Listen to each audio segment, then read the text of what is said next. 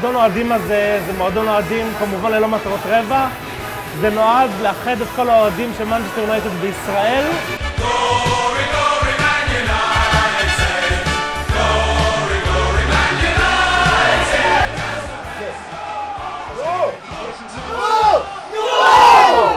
כל הדברים נעשים בהתנדבות ועל חשבון זמננו הפנוי.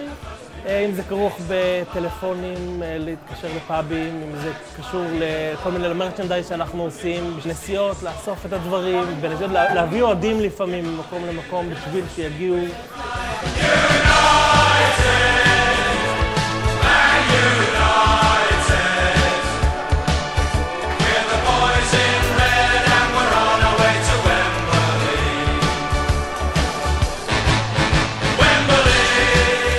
קיבלתי את זה בירושה. אבא שלי אוהד יונייטד משנת 68, וזה מה שהושיב אותי, זה הקבוצה שלך, לטוב ולרע.